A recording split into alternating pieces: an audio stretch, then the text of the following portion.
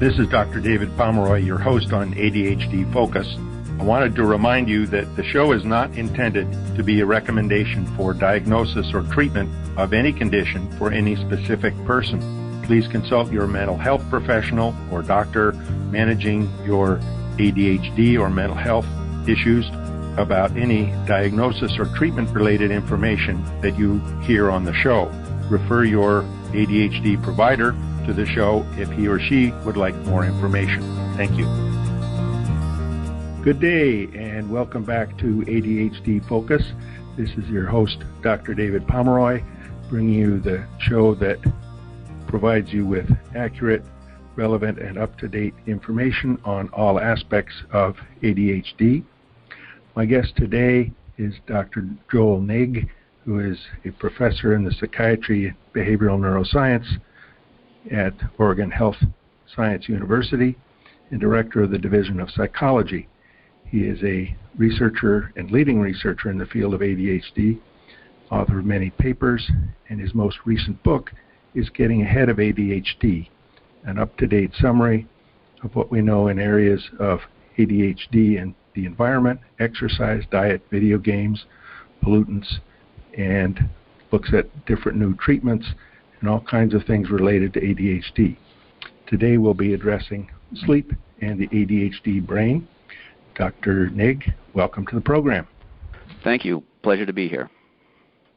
So first let's talk about what's going on in the brain during sleep. I know certainly when I was growing up and even all the way through med school, it seemed like, well, that's when your brain kind of shuts down and rests. And that's exactly opposite now that we know more about it. That's right, as you point out. And we now know the brain is just as active during sleep as it is when you're awake, except it's conducting different activities. And of course, there's numerous functions now known about sleep. Some of it is housekeeping, cleaning up the brain, taking out the garbage and that sort of thing. But one of the most important things we've learned about the brain during sleep is it's running a lot of the same circuitry that it ran during the day. So we know that part of what it's doing is strengthening neural connections and building up neural circuits based on what it learned that day. And in particular, one of the phenomena that's very important for ADHD is that we now know that sleep is really where learning is consolidated. There's a phenomenon called sleep-dependent learning. So what kids have learned that day goes into their short-term storage, but it doesn't really get put into knowledge, into their real knowledge base, except during sleep, when the brain actually reactivates the same circuits that it activated during learning and consolidates those. And so we now know that this kind of sleep-consolidated learning actually is essential even for very young toddlers and as well as for adults. And so one of the phenomena that I think is interesting with ADHD is he knew it yesterday and today he forgot it. And that would not necessarily caused by not sleeping, but that would be kind of what you would expect if somebody didn't sleep well, because they would not have consolidated the knowledge. So that's just something I'll highlight out of the many, many things that are happening during sleep. Now, is that something that tends to be happen more in different phases of the sleep cycle? I had read somewhere that last sleep cycle, and those are about 90 to 120 minutes long, the last one is where a lot of the short-term to long-term memory transition happens. Yeah, that's right. So it's very important that all the sleep cycles are gone through and that the deep sleep occurs as well. And so that's exactly right. This is part of why it's so critical that kids get enough sleep, adults too, because if you interrupt your sleep at the wrong time, you'll never reach those necessary sleep stages. So let's talk about some of the things that prevent good sleep, and we'll talk mainly about the behavioral aspects, not just the medical ones, which we can touch on later. And certainly in my experience in seeing over 3,000 people with ADHD the past 14 years, there are many common ones at different stages, children, teens, adults, and others that are particular to each one. Yes. So looking at some of the ones that may particularly apply to children, kids under 12. It's as far as both falling asleep and staying asleep. I think usually it's the falling asleep, what patterns, what dysfunctional patterns they've developed. Could you talk about some of those? Absolutely. And as you point out, there are a certain number of what are called primary sleep disorders that have a true physical cause that we'll come to later in the discussion. But in the case of kids with ADHD, the majority of kids with ADHD have some sort of a problem with getting a good bedtime and a good sleep, and it's related to behavioral problems around sleep, so what are called sleep-related behavior problems or secondary sleep problems. And there's four main classes of these. The first class is that they can't sleep without special conditions being met. So there's either a long extended process they have to go through, or everything has to be exactly right, and it's a lot of work for the family to get them to go to sleep because they've learned behaviorally that they need all these special conditions. The second major problem is that the child doesn't want to go to bed or doesn't want to go to sleep. They've developed some kind of negative meaning or negative association where going to bed and going to sleep is a negative thing for them, and they don't want to do it. The third class is waking up during the night and requiring the parent to intervene and do something for them to go back to sleep. And all of these kind of fall under a fourth area, which is that there aren't appropriate limits or boundaries around sleep, so the child and the parent have not been able to reach a mutually agreeable way that limits are set up. So the child either can't get themselves to go to bed or refuses to go back to bed after they wake up, or can't stay asleep or can't initiate sleep. They can't, and the parent is unsure how to get this to stop, and so the problem continues. So that can cut across all of the others. So those are the really main areas, and these behavior problems are extremely common in kids with ADHD. I won't say they're universal, but they are more than half of the kids with ADHD, that as a result they don't get enough sleep. I think an additional source, there's many other sources of poor sleep. You mentioned before the show started that there's so much to do. Kids are staying up late trying to get their homework done. We'll talk perhaps later about blue screens, whether it's phones or iPhones as a hazard, sleep hazard. Another one that sometimes comes up is that nobody's getting enough sleep in the family. The parents aren't getting enough. The kids aren't getting enough. And often it turns out in my experience that, and I'm not surprised because I didn't always know this, but a large number of us actually don't know how much sleep kids need. And it can be surprising and daunting to realize how much sleep they need and what time they actually have to start going to bed in order for that to happen. And it becomes simply logistically difficult for families because there's so much that is going on. So I think those are all factors that fit in here. Yeah, and particularly with teens, I think that they kind of get scrunched because they, both in their sleep phase changes in adolescent years, end up going to bed later, and also they have more homework, but then they have to get up earlier. That's right. Yeah, go ahead. I'm sorry. They get scrunched there, and my pet peeve with schools is you really can start school at 8:30. You don't have to start at 7:30. Yeah, and your listeners are probably, some of them probably aware that there are cities and jurisdictions now that are doing that change in high school, they're pushing high school start times later. This has actually been recommended now by national academies to make this change universally because evolution did not design teenagers to get up early in the morning or to go to bed early at night, and we're working against evolution here. And as I understand, there are a few school districts that have even tracked things, before the change, after the change, and we have less sleepy kids, there's less depression, their standardized test scores are higher, and all they did was change the start time. Even by just an hour. So even that 1 hour change makes a big difference. Now, one of the things that I understand also is that 60-70% of people with ADHD across all age ranges don't have a reliable melatonin production. So that may figure into some of the difficulties falling to sleep, and maybe one way of augmenting that routine to include getting better sleep, or better sleep onset. Yes, that's right. There's a. I don't know about those percentages. I think those numbers are probably going to need further epidemiological study. But there certainly is probably an elevated ratio. Certainly, it's an interesting tantalizing possibility. The elevated ratio of kids with ADHD who have this what's called a delayed sleep-wake phase disorder. You can think of it just as a circadian offset disorder, where their body is producing the necessary sleep hormones at the wrong time. And this may be because their body did not entrain. The brain has to entrain to the light-dark cycle early in life, and that somehow that entraining didn't develop properly, or they may have some other genetic or other reason why their sleep phase is different. And again, they're like teenagers, only they're not teenagers yet. They're not built for the early morning, early night schedule that our society has imposed on them.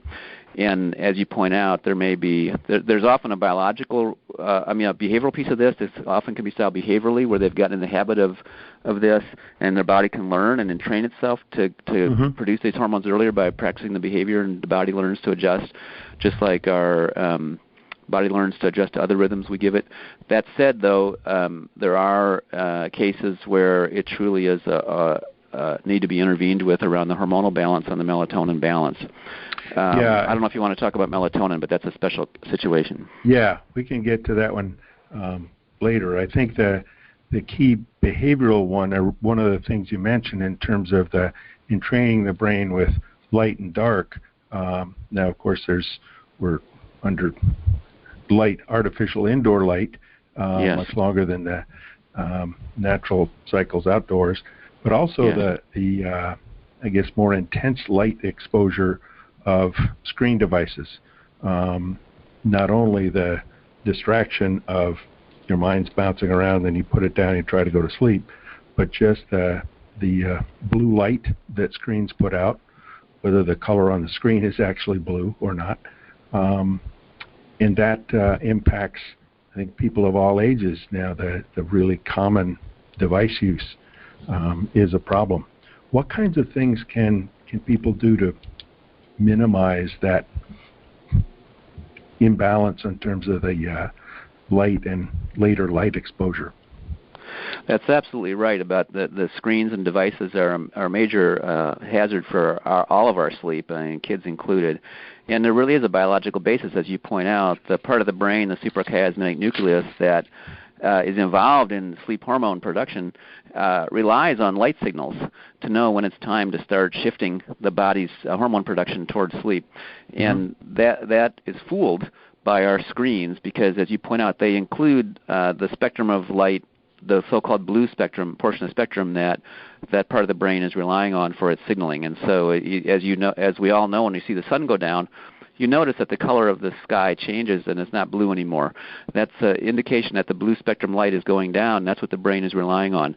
When we have our screens on, the brain is fooled into thinking that blue light is still there. And so the simplest solution to that is to not look at the screen before bedtime. Yes. One basic principle or rule of thumb that I would give to kids and families is for an hour before you want to go to sleep, you don't have any screens on in the house, and you let the light naturally go down. And that you should be having an hour. Ideally, you got an hour-long bedtime wind-down process going on for your kids, and this goes back to the challenge and the dauntingness of how early this has to start in today's busy families for this to actually work. But that's really the ideal, would be that there's at least an hour there where you're winding down towards sleep and there's no screens involved. And so this means not letting the child have a screen in the bedroom, not the phone, not the iPad, not the television. And one of the big challenges for all of us as parents is ideally we'd be modeling for our kids the same rules we're giving them, that we all have a rule that there's not any telephones in the dining room when we're eating together. There's no screens in the bedrooms for an hour before bedtime, and we're all going to follow that rule. Naturally, very, very hard to actually do this in our busy lives, but this would be something for all of us to reflect on as far as the challenges we're giving our kids when we're letting them have the screens, or we're not modeling the behavior ourselves, and then they're supposed to follow a different rule. These are big challenges, but they're worth grappling with, because if we can get the screens out of there, we're really going to make sleep easier. Absolutely, absolutely. And I think the that's so important, the modeling where parents say, no, you can't have your phone in your room, whatever, and then they're watching Netflix on their phone or one thing or another. One very tech-savvy patient of mine kind of solved that with technology in terms of, I think it was at 10 o'clock, half the lights in the house went off, and that was kind of a warning sign. Okay, everybody's got to calm down. Half an hour later, the Wi-Fi stopped, and most of the lights went off, and phones and screens didn't work. Impressive. Somehow, I think he figured out how to turn off the data to the phones also, because you can use those without the Wi-Fi. But I thought that was an excellent way. It's a good example. Yeah, have some warning. Okay, it's going to happen pretty soon, and that's it. Bang, you're done. Time to start winding down, time to start wrapping up, and now it's actually happening. There is another low-tech solution, which is the orange filter on screens, and some people have caught on to this, where you can put an orange filter over your screen. You can buy these orange filters, and they filter out the blue part of the spectrum. And there's even software that'll, nighttime change the phone or the computer to an orange spectrum light. Yep. I only encourage this use when there's absolutely no choice, because my concern is that, as you pointed out, it's not just the blue light; it's also the stimulation from the screen, the material on the screen. That whether it's the game or whatever, it may be fun. It may not be. For many adults, of course, it's negative stimulation. They're watching the latest headlines and getting blood boiling over about whatever that was about. But it also may be for the kids that they're having fun with their friends on a video game, but they're still charged up and they're not winding down. So I don't encourage the blue screen for that reason, but it is an emergency solution. And I think that can be a rationalization. Well, it's okay because I have my screen filter on. Well, you're still staying up too late and you're still trying to do one more thing. You're still not winding down toward bed. Yeah. I think the trap that many adults and also teens, but I see it a lot with adults, is what I call the do you have trouble getting to sleep or trouble getting to bed? And most of the time it's trouble getting to bed. Yes. And that's the one more thing syndrome. Well, that's a great I was distinction. just going to look at one more series. I was going to look at one more show. I was going to read one more thing. I was going to look up one more thing. Whatever it is, particularly with the time warp of ADHD, I'm just going to do it for 10 minutes, and it's an hour and a half. That's right. You're sucked into the next thing, and that's another hour. And maybe it should be, do you have trouble getting to bed with all the lights and devices turned off? That's because the other issue is doing stuff in the bed, so the body learns that the bed is not just for sleep, it's for watching TV, it's for everything else. So that's another precaution. Yeah, and I think one of the things you mentioned in the webinar was even lying on bed doing homework, or that's where you read in the afternoon, or whatever, that gets the brain associating bed with activity, staying awake, doing things, where bed really ought to just be sleep.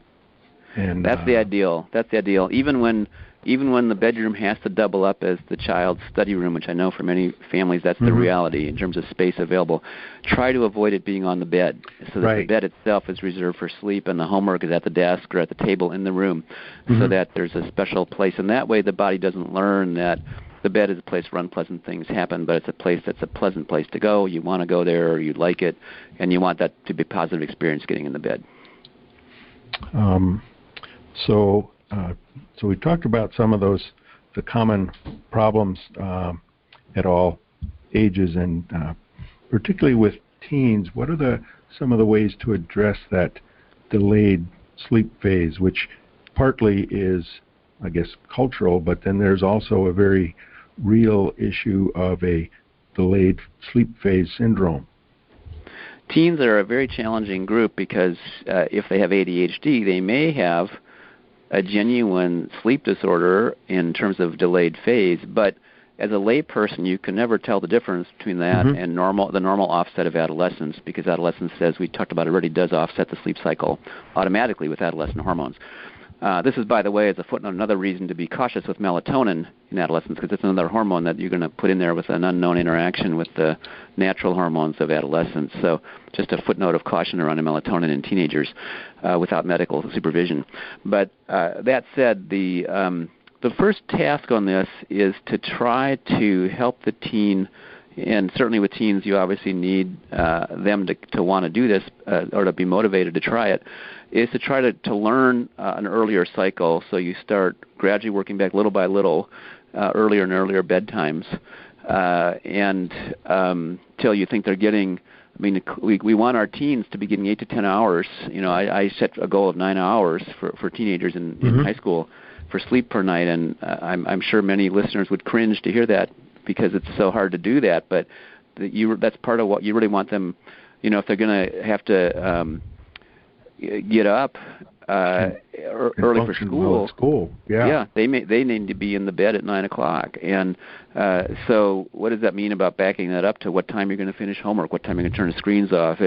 It's a kind of shocking numbers when you start breaking it down for what many of us are doing with our teens. But then so you got the teen currently going to bed at midnight, and you've already gone to bed. I've seen families where the parents have lost track of what the teen is doing during the night because they just had to go to bed themselves and gave up on the fight. And so, but the goal is that you start to work it back. Tonight you're getting in the bed at 11:30, and that means you're turning off your stuff at 10:30 or 11, and we're going to do that for a week, and then we're going to take it back. And if you can do this behavior, we're going to put in the extra privileges and so on that we give to teens who are showing that they're ready to function as adults in the world. And to function as an adult, you've got to get yourself to bed and you've got to get yourself up. And so that's why you have to learn to do this. Notice that we as your parents are going to bed earlier, hopefully, because we have to get up to work. Now, of course, if the parents are staying up to midnight also not getting enough sleep, then we as parents need to look at our own behavior and say, I need to get enough sleep so I can model it for my teen, but then I also need to motivate my teen with adult-level privileges when they earn them to, you know, show that they can function like an adult by getting themselves to bed earlier. But you got to do it gradually because it's a shock both psychologically and biologically to change it all up so fast.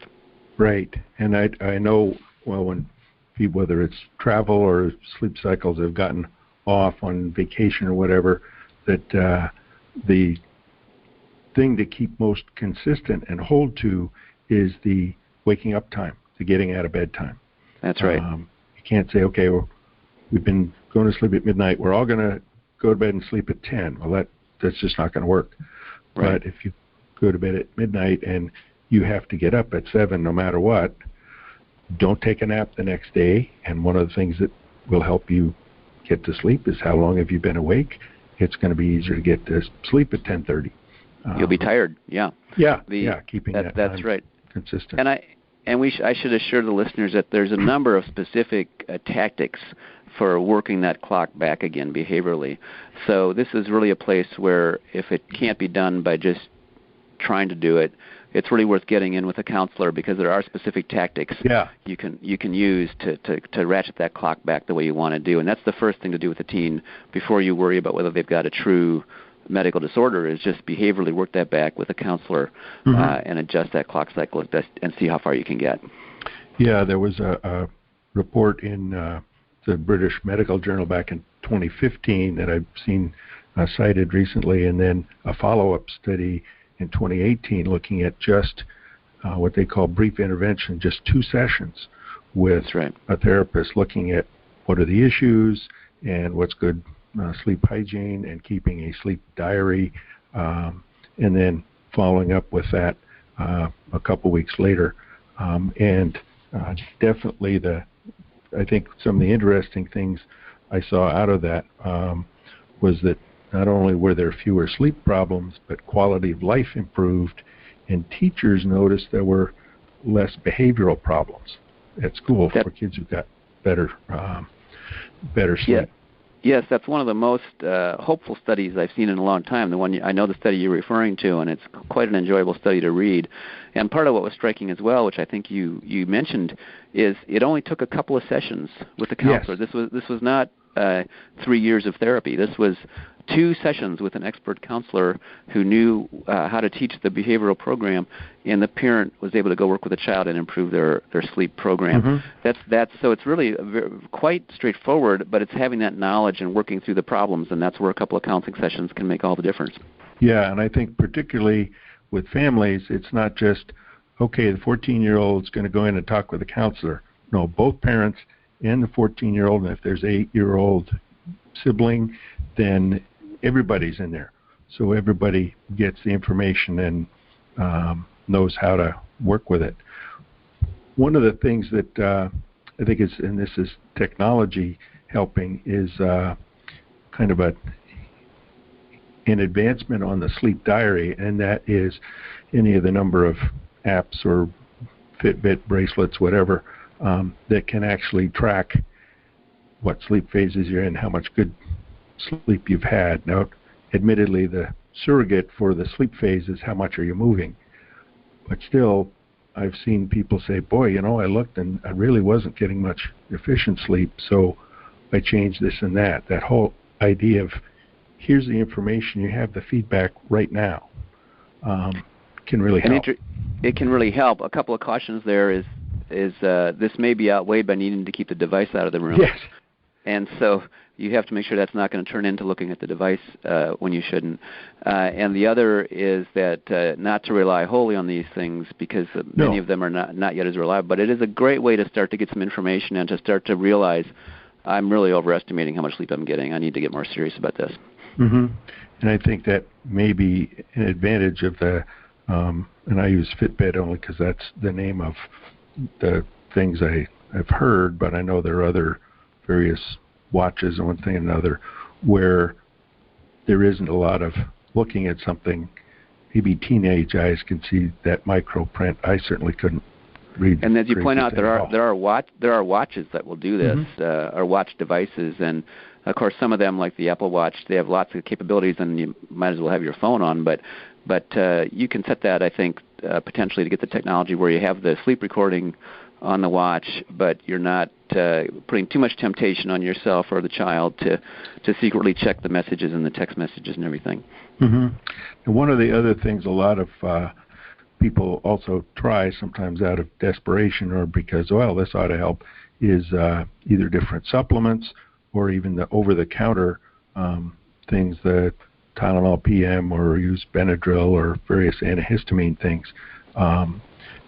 If it's melatonin, that may be helpful, certainly if it's chamomile tea and some GABA or L-theanine or magnesium. Those are even more benign than the melatonin. Antihistamines are much more of a problem. I'm much more in favor, yes, I agree. I'm much more in favor of trying the behavioral tactics first before going to various over-the-counter remedies, including melatonin, which, as I mentioned before, can raise unforeseen hazards.